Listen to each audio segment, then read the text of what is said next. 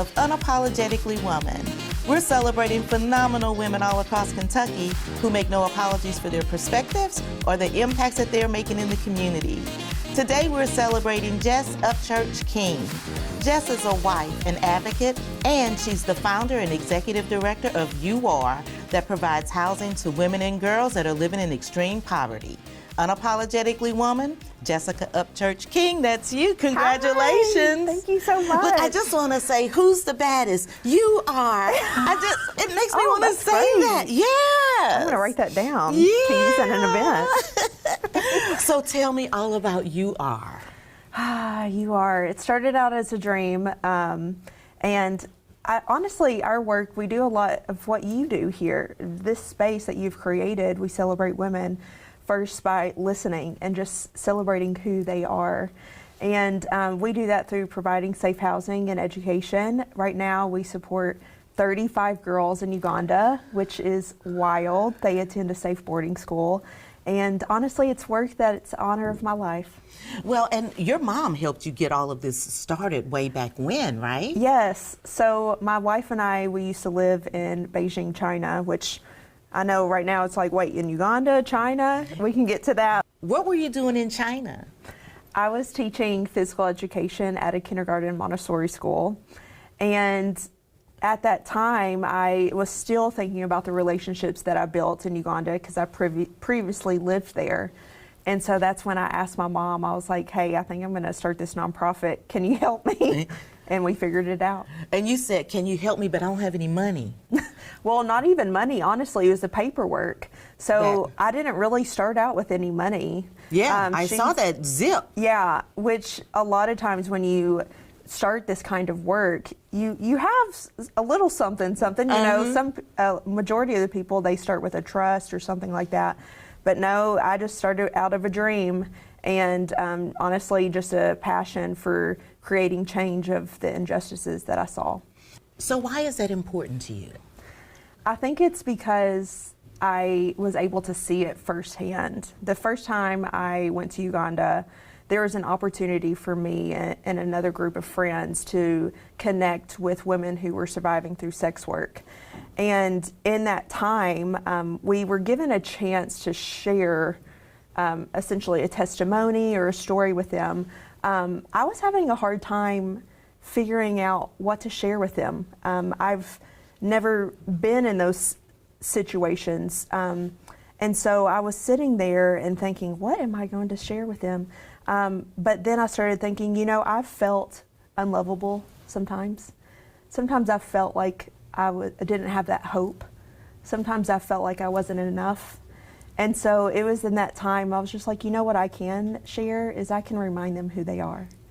And so that was a little bit of seeing we can all connect. We have different walks of life, but we can all relate with, we're just trying to do our best. And we can do our part in reminding each other of who we are. And I think that's so important, especially when it comes to women, because we all have different journeys and, you know, that take different paths. Absolutely, absolutely. And what's been so cool is, so essentially I connected with a local, all of our work is locally led, which that's a core value I'm so proud of. And the woman I connected with, her name is Grace. And so she actually created a vocational training school for women who were surviving through sex work to give them dignified job opportunities. So I connected with her first and foremost and was listening to her and asking her questions a lot like you're doing right now. And I asked about her story and she shared, she saw a huge need. She's in contact with over 200 women who are just trying to find opportunities. And the youngest of the girls that she supported was 10 years old. And so that was back in 2022 when I connected with her. And so that one thought just sat with me. It was like, that is not okay. Why are they not in school? What's their stories? And hearing about their walks of life. And so the girls that we support, they're some of the most vulnerable. Either they're orphans, they're raised by single mothers.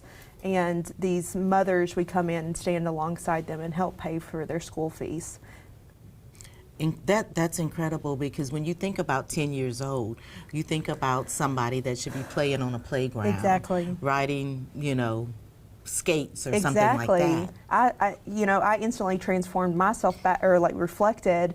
When I was 10 years old, I was worried about basketball, or I was like thinking about, what am I going to wear to a school dance?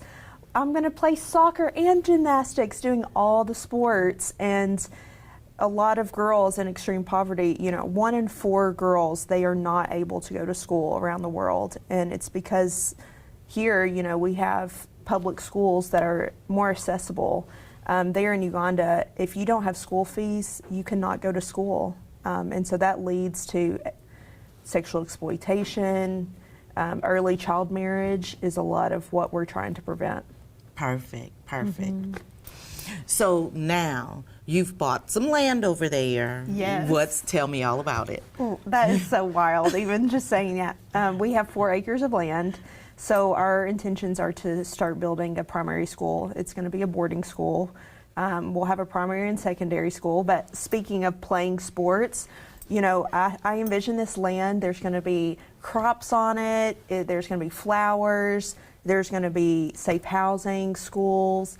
And there's also going to be a basketball court. There may be a football pitch, which is a soccer field. But girls are going to be able to read and play sports and just have that freedom to be a kid.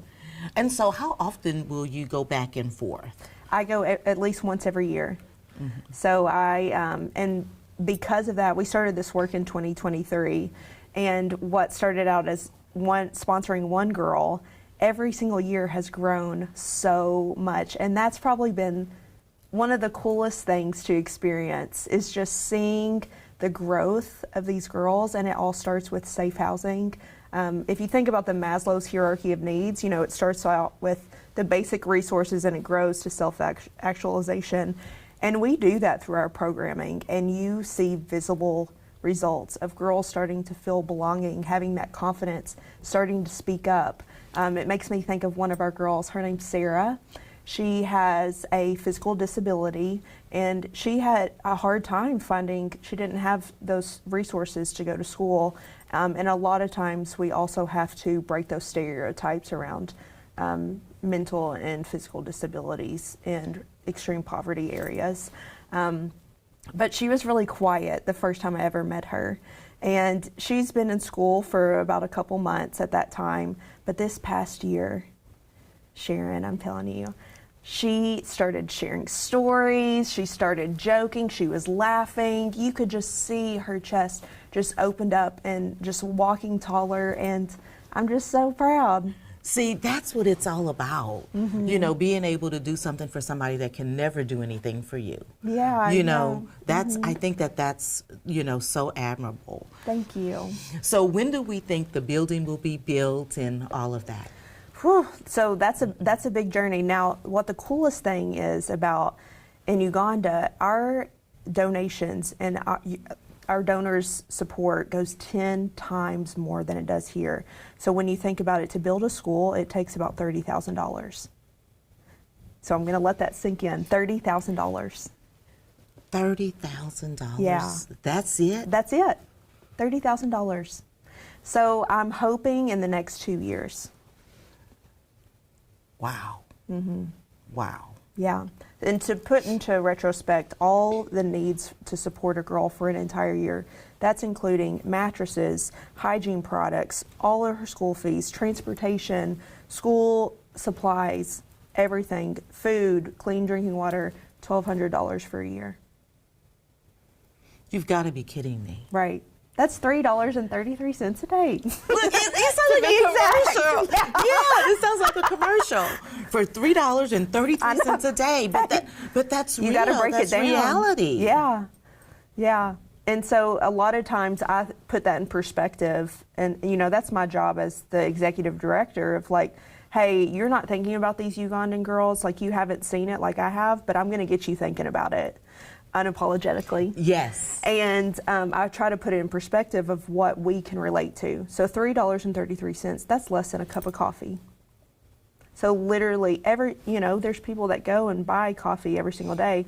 My wife, before I got her a coffee maker. But you got her off the expensive coffee. You were like, stop it. But, you know, there are people who buy coffee every single day, and if you just think in perspective, you could totally change someone's life for the same amount that you pay for coffee. That's incredible. That's an incredible way to think about it. And so you brought your wife up. Yes. How proud is she of you and the work that you're doing? Because she's incredible too. Oh, I know that she's one of my greatest, marrying her was one of my greatest accomplishments in my life. And honestly, she's one of the reasons why I started UR. And the reason why I say that is because, as I mentioned before, I went to school to be a PE teacher. I didn't know anything about, you know, both of my parents, they were educators, so all I knew was education. But I didn't know how to run a business, you know, and I didn't take any courses. And so when you have an idea, the first thing that's going to come into your mind is doubt. You know, if you don't see any proof of going against that, there was a lot of self-doubt that I had at the beginning. But she asked me, she said, "Hey Jess, do you ever see yourself like leading a nonprofit? You've invested so much in this community." And my immediate thought was no, because of those self-doubts. I'm not smart enough. But she really encouraged me, and she helped me start UR too. I'm not smart enough. I'm not good enough. You know, all the things that women cloud their minds with. Yeah. That's just not true. Yeah, it's not. It's not. And, you know, once we push back past those things, that's something else that I stand on, is that every single day we have an opportunity to contribute to humanity. And a lot of times those doubts block that from you creating that ripple of that only you can make. You're seeing some things, you have some ideas, great, beautiful ideas that would add goodness to the world. And so sometimes you just need people in your life to remind you that, hey, you can do this, and my wife was one of them. And she is doing all the things too. I mean, so she's a baddie. you guys are a power couple. Oh, thank you. You know, Thank you. I'm so proud of the work that both of you guys are doing. So, but I'm going to kick it to you for last words, for any kind of encouragement that you might want to give young girls or young women that might be looking up to you. Because a lot of times we have people watching and we don't know that they are. Yeah, thank you for this opportunity to even share that. As I mentioned, my wife, before starting UR, another doubt that I had was that I am a gay woman. And a lot of times when you see this kind of work that I am doing, it's in a religious space, and they're not a gay woman. And so I had a lot of doubts and insecurities of, would people really take me serious as a gay woman trying to do this kind of work? And so I think a message for me, for women who are watching this, is to be brave to break down those barriers. Even though you've never seen it before, you can be the first person to show someone that this is possible, you can do this, and you are capable, you are worthy, and you are enough. Good job, girl. Thank you. You guys heard it from Jess. You are capable. You are enough.